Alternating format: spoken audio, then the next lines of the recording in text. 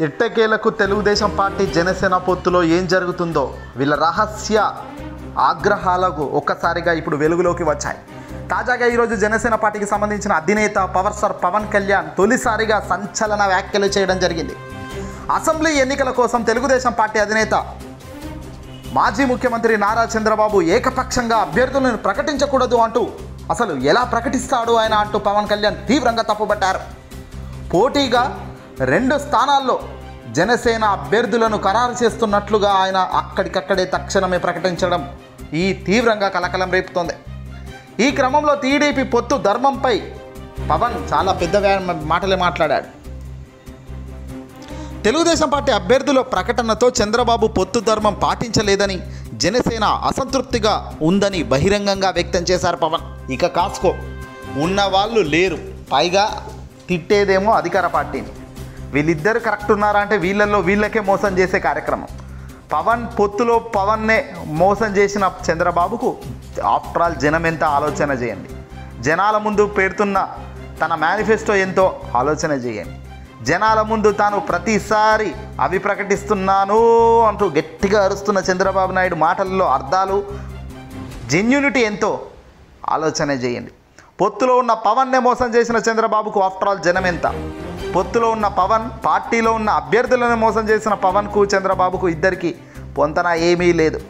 ఆయన చేశాడు తప్పు అని ఈయన ఇమీడియట్గా ఇద్దరిని ప్రకటించాడు. ఇది కరెక్టే అని ఈయన అంటున్నాడు. ఇప్పుడు టీడీపీ జనసేన పొత్తులో ధర్మం అంటూ ఓ కొత్త పదం వచ్చింది. పొత్తులో ఉన్నప్పుడు ధర్మం పాటించాలట, కానీ టీడీపీ అది విస్మరించి ఏకపక్షంగా అభ్యర్థుల్ని ప్రకటించిందట. ఇది పొత్తు ధర్మమే కాదు అంటూ ఇదిగో పవన్ కళ్యాణ్ ఈ వ్యాఖ్యలు స్వయాన తన నోటి నుంచి చేయడం జరిగింది. ఇప్పుడు నేను కూడా ఏకపక్షంగా వాళ్ళలాగా కాదు, వాళ్ళు తప్పు చేశారు కాబట్టి నేను కూడా ఏకపక్షంగా 2 సీట్లు ప్రకటిస్తున్నాను అంటూ 2 సీట్లను ప్రకటించాడు. ఒకటి రాజోలు, రాజానగరంలో జనసేన పార్టీ పోటీ చేస్తుంది.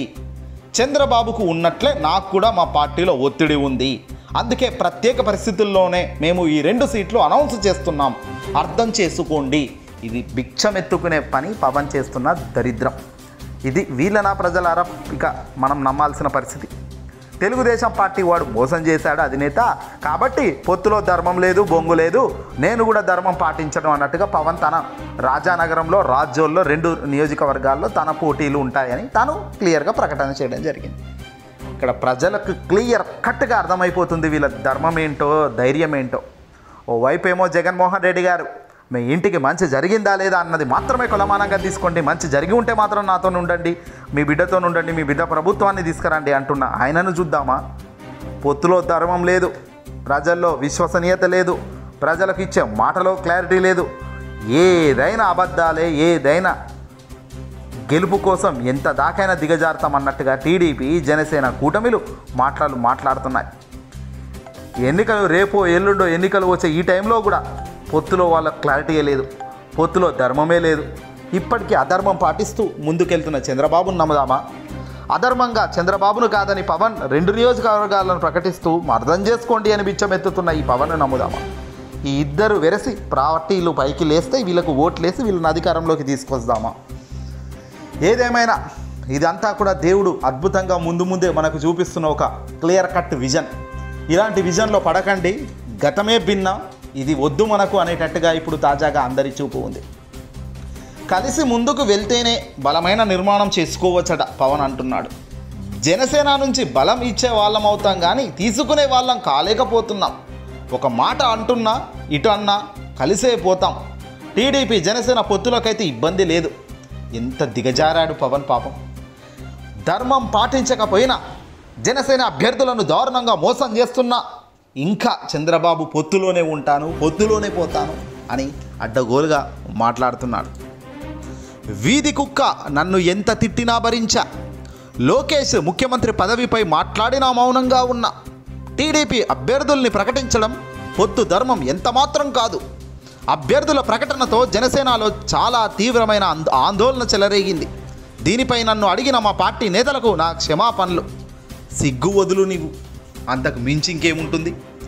పార్టీకి సంబంధించిన వాళ్లకు, సొంత పార్టీ వాళ్ళకే క్షమాపణ చెప్పుకునే స్థాయిలో ఒక అధినేత ఉంటే పొత్తులో ఉన్న అధినేతను కాదని తన స్వలాభం కోసం అభ్యర్థులను ప్రకటించిన అధినేత మరో చంద్రబాబు.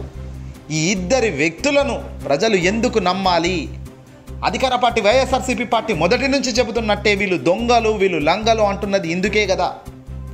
గడిచిన 5 ఏళ్ల నుంచి ప్రజలకు వీళ్ళు ప్రతిపక్ష హోదాలో చేసిందేమీ లేక ఇప్పుడు ఎన్నికలు వస్తున్నాయి కాబట్టి అందరినీ పోగేసుకొని తీవ్రమైన ఆరోపణలు చేస్తూ, తీవ్రమైన గందరగోళాలు చేస్తూ, ప్రజలను పూర్తిగా తప్పుదోవ పట్టిస్తూ ముందుకెళ్తున్న చంద్రబాబు, పవన్ను ప్రజలు ఎందుకు నమ్మాలి? గత 5 ఏళ్లలో జనసేన సమర్థవంతంగా ఎక్కడ పని చేసింది అసలు?